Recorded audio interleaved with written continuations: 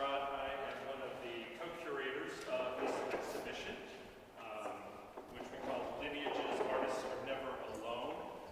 And those of you here can tell that we are truly fortunate to have a great group of artists, and we have two of them here tonight, and they are going to share their studio practices with us, and in particular talk about their artistic lineages and the influences that drive their art and drive them. We're starting with Susan Abbott, who's an accomplished artist and instructor. She lives up in Marshville. Correct. So we'll start here with Susan. She will speak. We'll do a little Q&A, and then we'll move our chairs next door, and Samantha Eckert will share her talk. So welcome again, and Susan. Thank you. Thank you, Anthony. Thank you so much for coming tonight. And I want to talk about the lineage of color in my work, and also a little bit about historically the lineage of color and how it has paralleled my development as a painter. So you can see that color is important in my painting. My painting was not always so full of color, and also the world was not as colorful a place as it is now.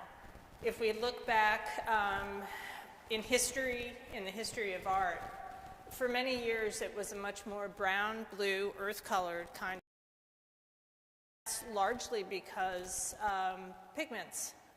Pigments were extremely expensive for a very long time. And so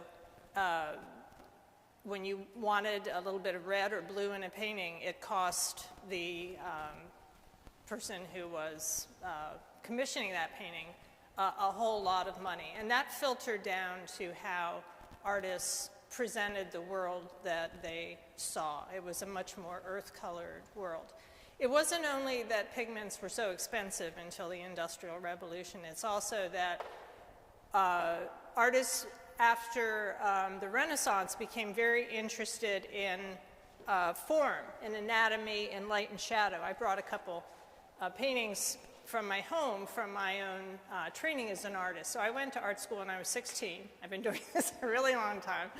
And I had an education that was really much more about trying to figure out how to turn a form with what we call value, light and shadow, anatomy, a lot of life drawing, kind of a classical education in painting.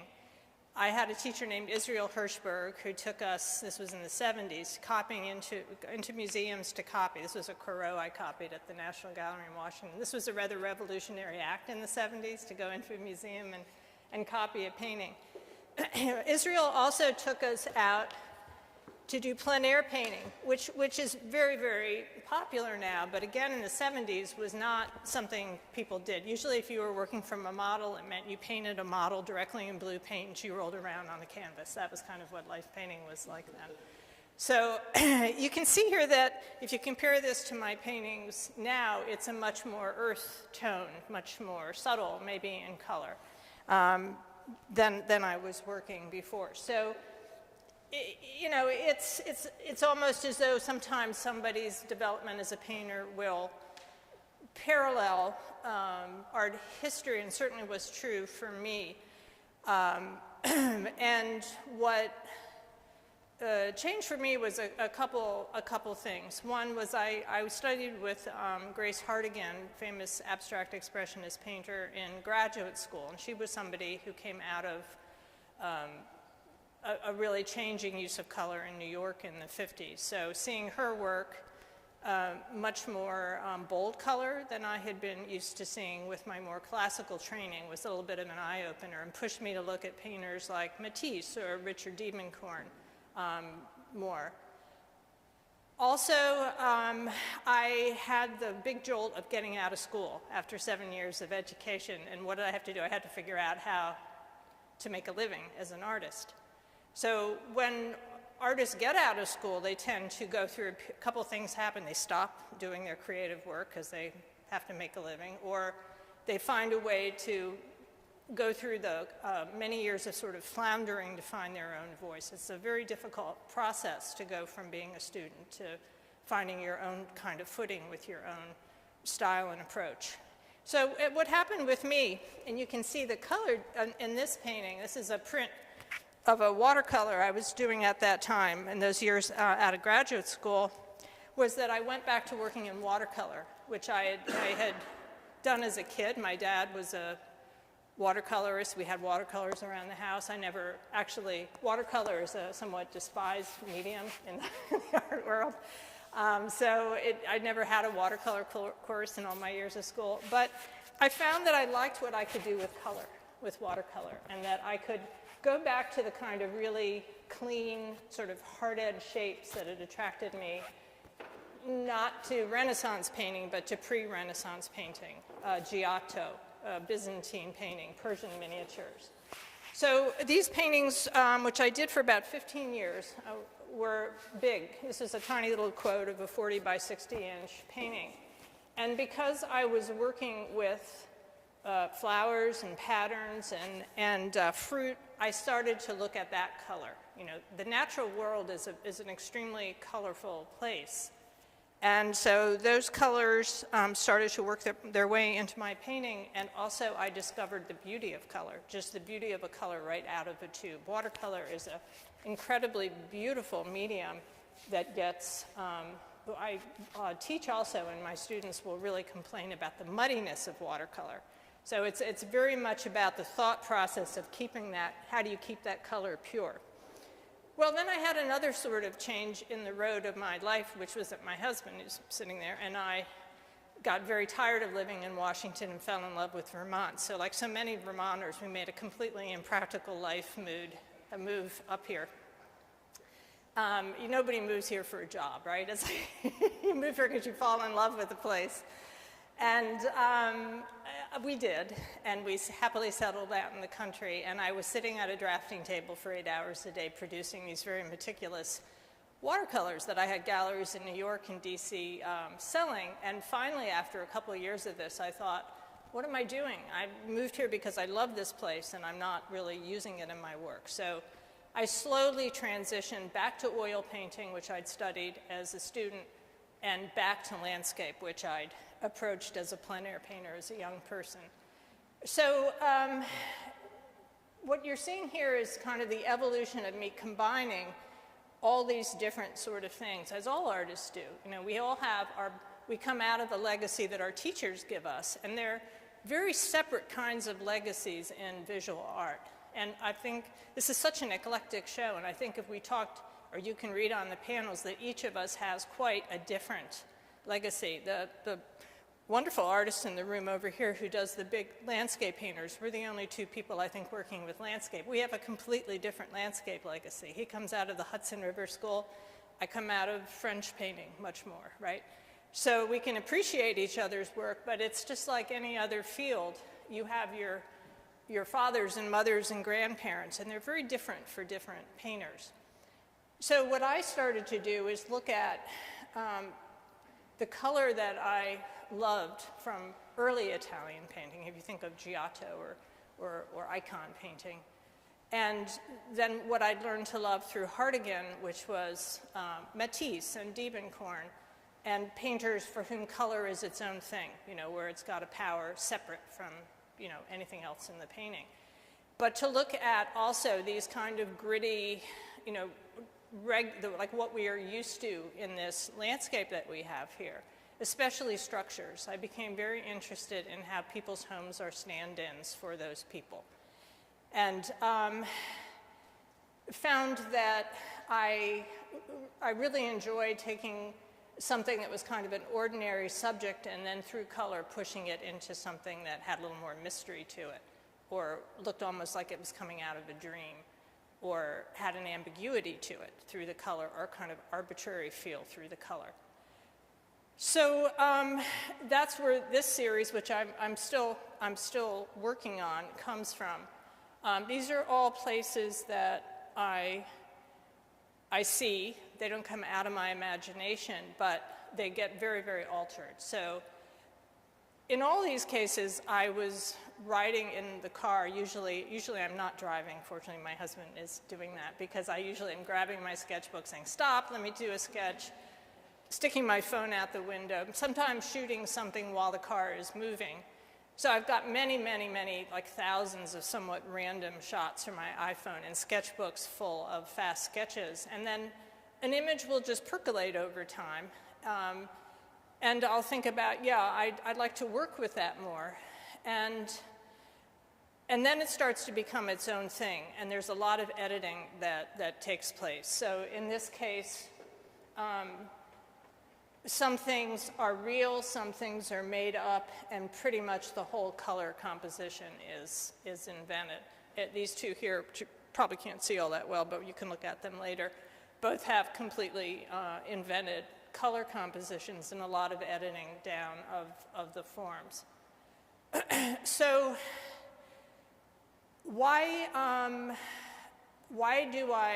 how do I come up with these colors? And why do I push the color this far? Well, a couple different ways I come up with the color and why I do it. First is I'm very interested in color composition, as most painters are who make color primary to their painting. Color composition is based on the color wheel. It's actually a kind of a language that we learn as painters. You've heard of complementary color, analogous color, warm color, cool color. That's all real stuff that we work with in order to create a composition. And it's, if you think of like notes for music, like we all have the same notes, but one composer will make a dissonant composition, one will make a lyrical composition. You know, they're all different in mood, and it's the same with color. So painters are orchestrating color in order to create something where you get a relationship. Say, how does this blue relate to that blue? This is a green blue. How does it relate to the violet blue? These might be a bit dissonant. How can I unite them with a red violet that might turn up instead of a brown, you know, over here? So the way I approach that is I'll just have a mood idea for a painting. I knew this was not going to be a warm colored painting, and I knew this wasn't going to be cool. So that's giving me a starting point. I'll do swatches. Sometimes I'll see an Ocean Park painting by Diebenkorn or a collage or something in nature, and that will inspire me to start to limit color. So these are very colorful, but I'm only working on maybe half or a third of the color wheel. I might have 30 different pigments in my studio, but any one painting probably only has 6 or 7 colors in it. And I'm getting all this variation by mixing. So that's part of that editing process. The second interest I have in color is the creation of mood. Color imparts a lot of emotion. Like I like to say, we don't have pale green bordellos and we don't have bright red hospital rooms, right? Like, that's a joke. Do you all know what a bordello is anymore? Yeah, so color is like, you know, white. It plays a real part in modern interior design, you know, and there's a kind, I'm really reading a very interesting book right now called Chromophilia, the fear of color, and how that has really entered our, since you know, mid-century architecture, how that's kind of entered, and for artists too. Color is emotional. I sometimes feel with my students like there's a real holding back from color because we feel like we're screaming or being rude if our color is too intense and bright. So for me, it's thinking about what emotional impact do I want those colors to have, and then looking for color relationships or temperatures that can help me get there. And you don't always know. I mean, any painter will tell you that. You work a lot of that out on the canvas. The third thing I love about color is I just love color. It just feels good. If I liked fine wine, I would say, if I knew fine wine, I'd say it's like drinking a fine wine. I'll say it's like eating a really great chocolate bar. You know, it's just pleasurable. Mixing color, scraping color, moving color, subtracting color, adding color, it's all just a great pleasure to go in my studio for 6 or 7 hours and work with color all day.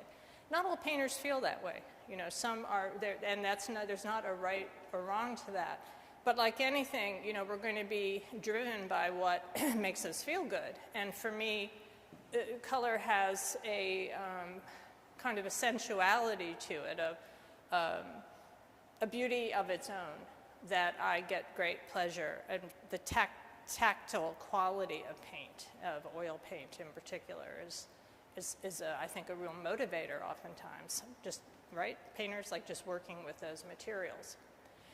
Now, you might notice I have some figure paintings over here. So where these came from, just like that change I made back into landscape, these I've started just a few years ago, and they're a return to my early love and study of figure painting, but done kind of accidentally, kind of stumbling in on this. The figure in landscape is a really old kind of trope in painting. You know, you go back to classical painting, Renaissance painting, you know, the big brown landscape with the peasant with a little red hat, like that. There are hundreds and hundreds and hundreds of those. But what happened when we lost the church and rich patrons is there was no longer a demand or a reason, really, to put figures in landscapes. If you think about it now, it's not really that common a subject. But it's a fascinating and challenging subject for a painter to deal with.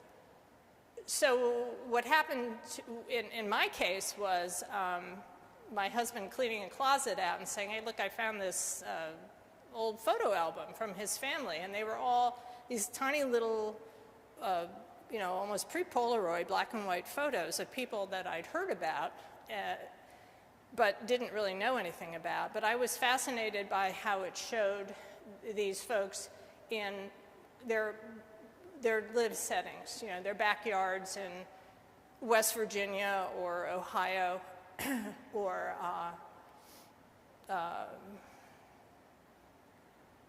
in, you know, the Midwest, places I didn't know. So I could let my imagination roam. It wasn't like I was doing paintings of my own family, which I think would have been felt much more inhibiting.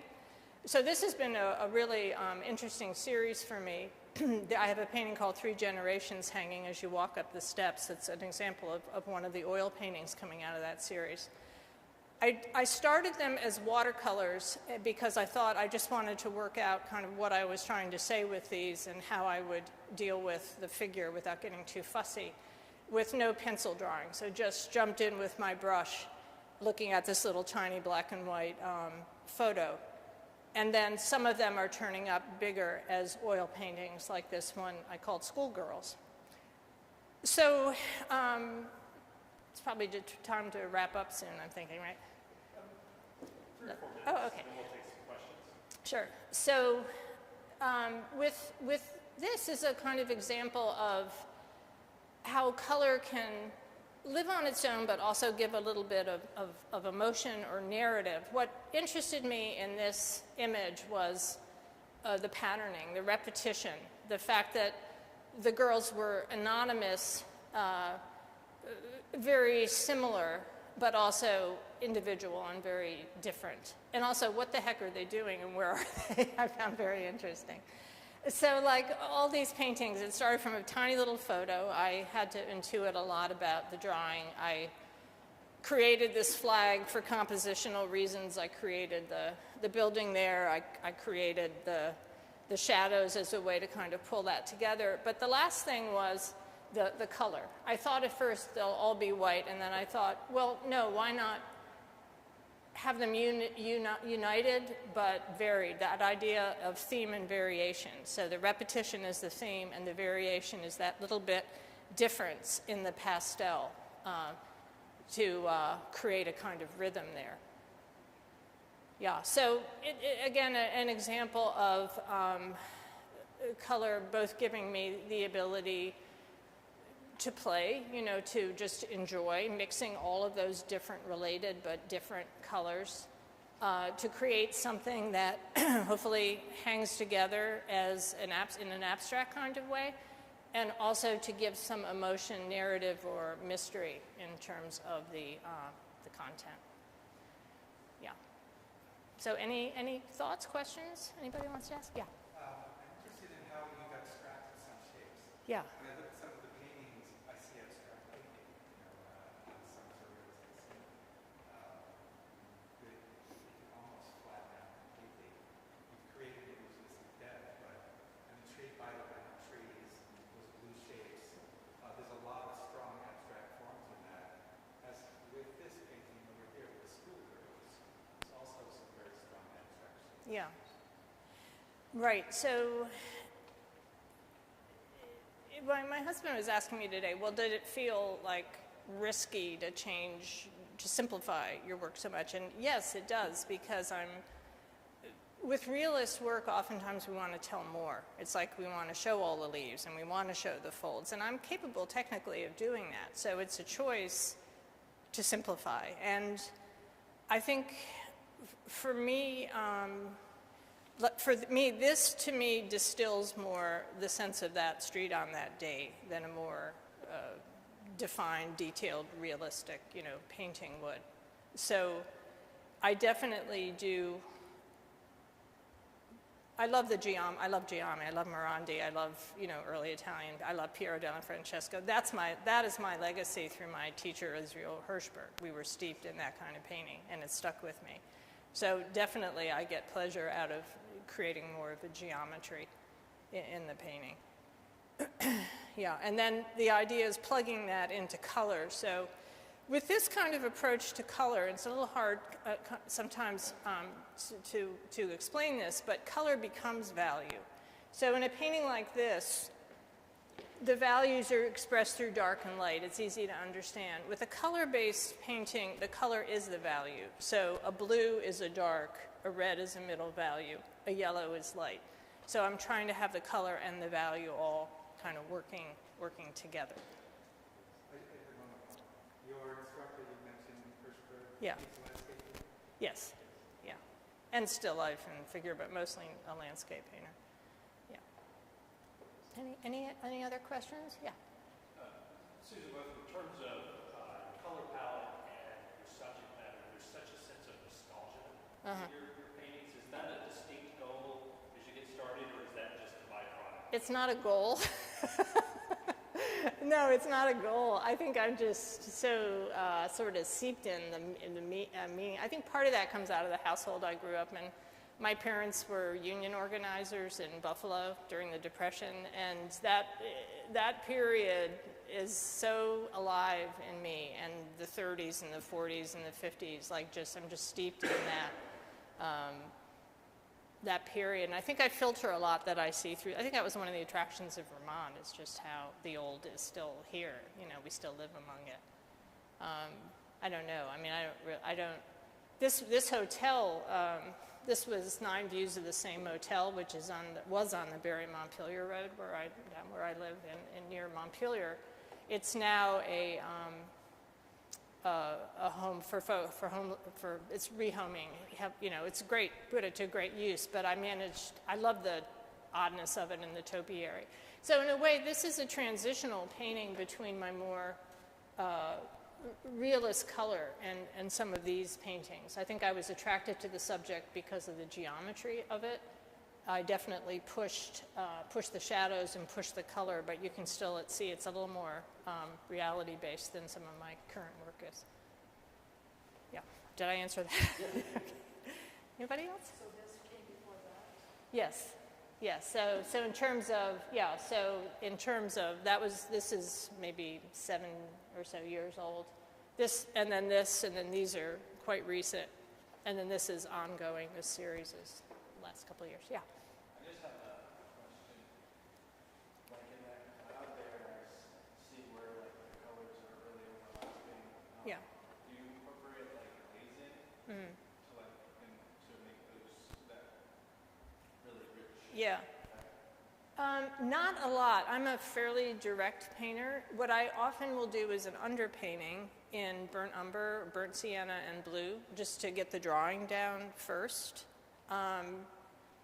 So I actually have a fairly academic approach where I'll have a drawing, and then I'll often scale it up with a grid, because I'm picky about the drawing aspect, and then I'll do an underpainting. And then the color itself is quite direct. I think that maybe comes out of my watercolor work. So I did a little glazing in here, but mostly it's straight up, and usually on a white canvas rather than a tone canvas, just to get those pinks and violets and all. Yeah, it's really beautiful, that cloud. Oh, thank you. It's so rich. Thanks. That yellow underneath. Thanks. Some of this is a late, as the painting develops, like I think I, kind of put that in later. Like I won't like pick up that building and move it 5 feet, but I will do some real color shifts, which will mean glazing and just painting over something. I love the drawing part. I love the first 90% of the painting. I hate the last 10% of the painting. And they'll sit for months in my studio, just that last 10%, you know, till I can kick them out of there. Yeah, something psychological about that. I don't know. Anybody else? We have time for one more if anyone has a burning question. Yeah. Just a question or observation. I know you kind of pushing the color to sort of be beyond a realistic palette in a sense, but I sort of think there's some other work that Milton Avery did in Vermont. He was spending some summers here, where the colors are sort of, you know, just unreal, but then you go outside and you look at the landscape and Yeah. you almost see it. Yeah. So it's not, I mean, there's Yeah. some sort of like anchor to it. Yeah, that's a great point. The world is a much more colorful, weird, colorful place than we think it is. Yeah, and we're still walking around like pre-impressionist painters in a lot of ways, I think. You know, so I actually see, I still do some plein air painting when I teach. I take students out and did a lot of it in the past. I actually see a lot of purple, a lot of red purple, you know, and I'm usually pushing browns and ochres and stuff into color a little more, and it looks realistic to me, so. Thank you, Susan. Yeah, you're welcome. Thank you. We'll take about 2 minutes to transition across the hallway to the other gallery, and if you don't mind, if you're able, pick up your chair and take it with you, and we'll move the camera and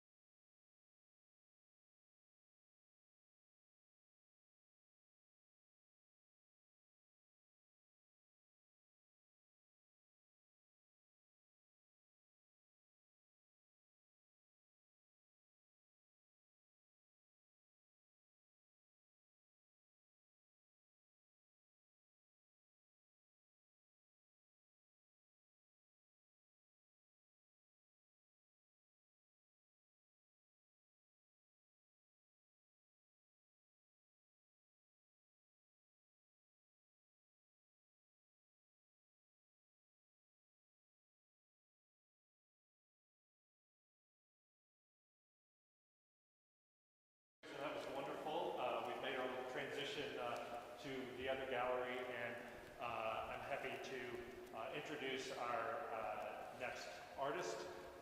Samantha Eckert lives in Randolph, Vermont, and is exhibitions manager at Ava Gallery in Lebanon, New Hampshire. If you haven't read her panel, please do. It talks a lot about how Samantha pulls from her Italian heritage and that makes this work obviously ideal for an exhibition talking about lineage. Samantha, I'll turn the floor over to you. And again, we'll have about 20 minutes to hear from our artist and then 5 or 10 minutes for questions. Thank you. Thank you, Anthony. Hi, you'd think I'd be used to this by now, but I always get nervous. I do this all the time where I work, but I still always do. So I have notes, and I'll probably just end up reading.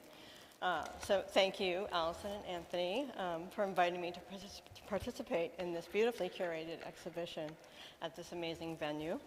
It's an honor to be included.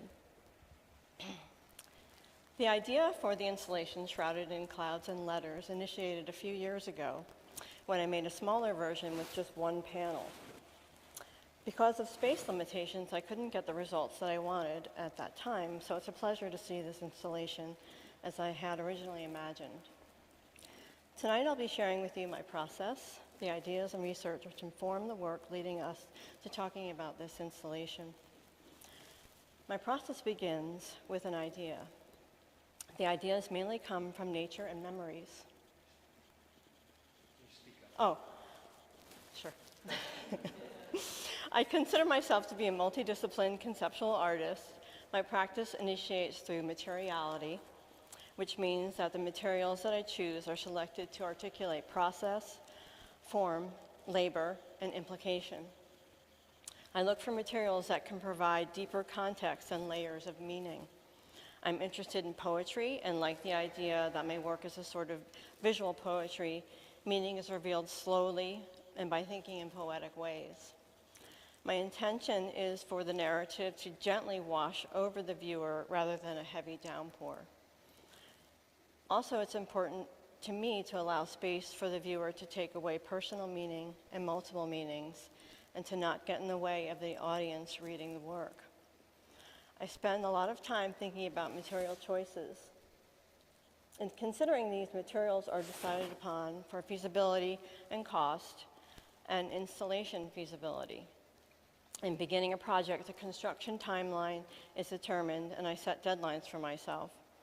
For instance, the panels were made over 3 months and the beaded branches took over 6 months. The work is usually customized for the site, so I'll need specific details about the site like ceiling height, light process, and we'll bring assorted hardware and tools anticipating the on-site needs. It's important for me to incorporate my heritage into the work I make for 2 reasons. The importance of honoring ancestors and the importance of honoring old world traditions of handcraft. I'm inspired by memories wrapped around handcrafted objects made by my mother and grandparents. I feel strongly that my memories are shaped over time, and through my attachment to them, they are constructed and they become somewhat mythical. Other content that informs the work are personal loss and grief embedded in my heart, as well as longing and wonder. These are sensibilities that I strive to capture and portray in the work. I'm also weaving between personal and socio-political themes with a subtle hand, hoping for varied narratives to emerge and expand in nonlinear explorations. I'll now shift to talking about this piece. The personal narrative of this piece, Shrouded in Clouds and Letters, incorporates materials that connect me to memories about specific objects made by my grandparents. Those memories bring to light and confront my struggle of feeling a loss of heritage through my Americanized, fragmented identity. As most Americans have immigrant ancestry, landing here from another place, we are a bit like orphans. I read somewhere that our bones contain fragments of our ancestral homelands. So the saying, "I feel it in my bones," takes on a new profound meaning. The title, Shrouded in Clouds and Letters, symbolizes ancestry heritage, and lineage. Clouds implies the heavens and a mystical realm, and by letters I mean messages like whispers from a liminal space in which the spirits of my Italian ancestors speak to me and guide my practice. The word shroud and the use of muslin imply funerary ceremony and a veil or a cloak. The 4 textile panels installed from the ceiling measure nearly 4 feet by 11 feet long and are intended to divide the installation and represent a threshold. As the audience moves through the space and is immersed in or shrouded in the clouds of cast light on the other side. The audience's movement and interaction through the installation is an important element and necessary for the thematic vision. The physicality of audience movement represents human migration patterns with a subtle indication of Roman Catholic ceremony and colonialism. The visible design patterns of the holes in each of the 4 shrouds was borrowed from a crochet textile made by my grandmother, Antonietta Aloy Mercadante. Her crocheted piece was incorporated to symbolize heritage and immigration. My grandmother was an amazing artisan, sewing, knitting, and crocheting the most beautiful objects. I think of the heirloom as an artifact or more like a relic, as textile work is engaged in the life of the maker in ways unlike other art forms. It lies across one's lap and in the maker's hands, and the maker's hands are immersed in the material for long periods. Got a little emotional there. I'll try to explain how these shrouds were made. Please ask me if it's not clear. So I use an overhead projector to produce the design pattern of the holes in the shrouds. I lay the crochet work over the flat surface of an overhead projector, which casts the design onto the muslin cloth. The graphic design of my grandmother's crochet pattern is so beautiful and is a work of art in itself. I then select and trace out a pattern of organic shapes from the crochet design. These organic shapes that you see are the in-between spaces, the holes, or the negative shapes of the crochet pattern. The shapes create a new pattern cast in light, manifested through the absence of what is or was or once was. The absence of what is or once was. I think it articulates how I feel, an underlying sense of longing, loss, or emptiness in being an American Italian. Each cut hole is cared for by the embroidery stitch called the blanket stitch, which inherently signifies care and safety. There is something poetic about that, about caring for the holes. Holes become shapes in light, representing departed loved ones, ancestors we've never known, or how we might feel as orphaned. The crystallized branches are made from segmented tree limbs that are connected into disparate entities. The cut branches are intended to represent the melting pot of America, as most of us are limbs without deep roots here. We are fragmented and made of many different cultures and descendants of many countries. The limbs are embellished with crystal beads. The crystal beading reflects light as well as reimagined objects that I remember from childhood. Crystal beaded fruit shapes made by my Italian grandfather, Luke Mercadante. For me, making these pieces felt like marking time. Stitching each hole was meditative, slow, and peaceful work, and making the beaded branches felt ritualistic and restorative.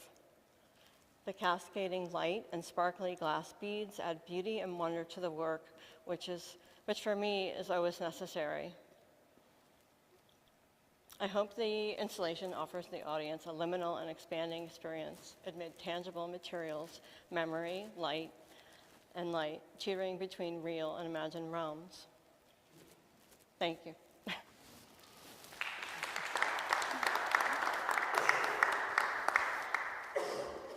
So did that make sense about how I made this design pattern? Okay. It's very complicated. The thing I find most fascinating about this piece is you have 3 different levels to it. This piece of history here that touches on so much inside, but what it's really creating is an atmosphere beyond this that I find really moving. I find it quite chapel-like in a way. I grew up Roman Catholic. There's this feeling of it, a room of solitude, the perforations creating these light spots. It's a more magical space than the outside. I find that an intriguing part for me. Thank you. That's beautiful. Yeah, so when you're born Italian, you're born Roman Catholic. It's just the way it is. So I'm not a practicing Catholic, but of course my grandmother went to church every day at 7 a.m. and was once mugged and took the guy out with her handbag, so they're dedicated folks. And there's something about the whole pageantry that is beautiful, And so, yeah, so thinking about this and this threshold and when you're standing behind here, I couldn't help but think of being in a confessional, and the light, for me, it's like, this magical sort of anointment when you're in there. Yeah. One is, I didn't see the wall label for this, but how important would you think it is that we understand that that is the crochet negative space? Do you feel like it needs to stand on its own? Because I didn't realize that until halfway through. I thought it was very powerful, but that, it adds a whole layer of meaning. But how important do you think it is that the viewer needs to know something? I don't think it's that important. It's important to me, but,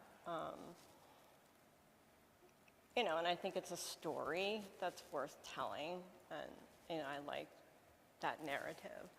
But if someone were to come in, I don't think it's that important for the viewer to experience this. And then also on the what's cut and what's drawn, did you work that out ahead of time, or does that develop as you go? Did you make those decisions? Oh, so I made the decisions at that time. So, yeah, so when I projected and then was tracing the shapes. Yeah, it was just sort of random, sporadic shapes that I traced. The original idea was to cut all the holes, and then I was like, there's not enough time to do that. So the original panel that I made before these was smaller, and that one, all the holes were cut. Did that end up being an aesthetic choice that you felt worked better? And if you had more time, do you feel like you wanted to cut more, or do you like that? Because I like having them drawn in. Yeah, I like the vine charcoal drawing showing.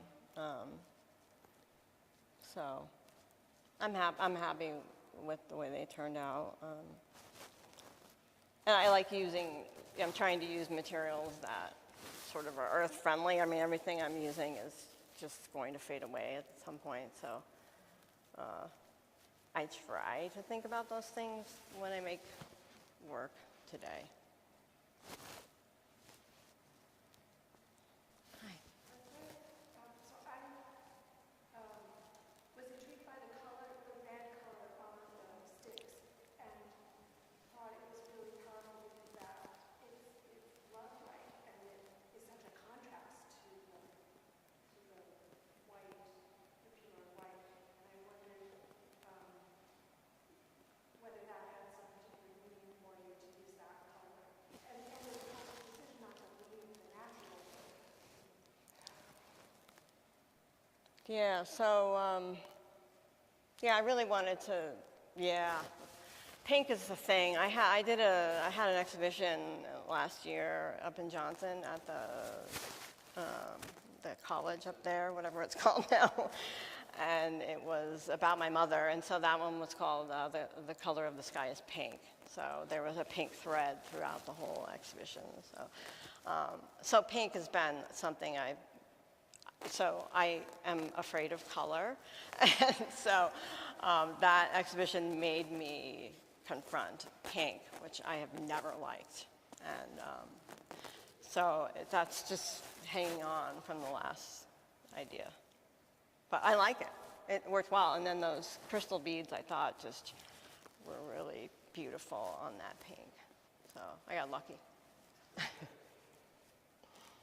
So. Excuse me, along those lines, I'm also struck by this contrast of the softness of the textile and the cloud-like image with the hard edge of the limbs and the bangles, whatever. Yeah. Yeah, so, like I was mentioning, the materials are really important to me, so I like to make sure I'm using a variety of materials in each thing I do, just to change it up. And I use branches.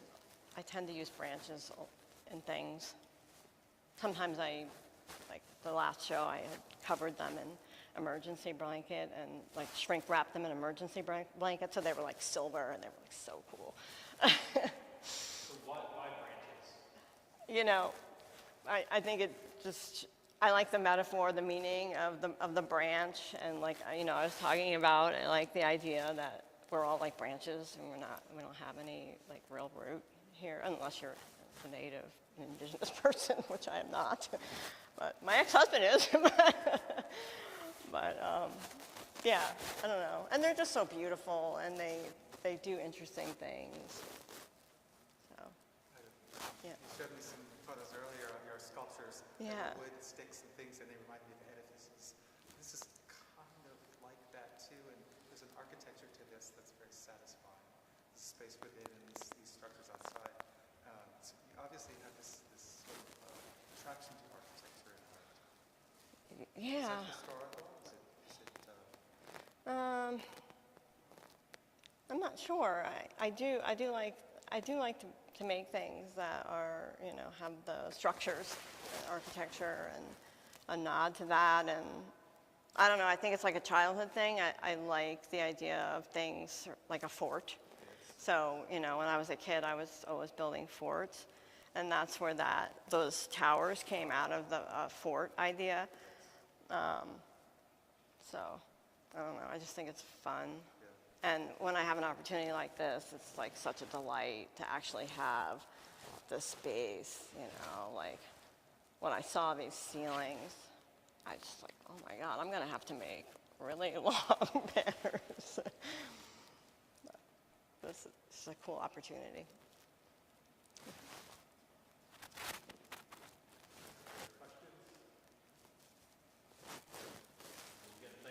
Thank you. Thank you. Thank you. Keep going. We have several minutes to explore. Go inside.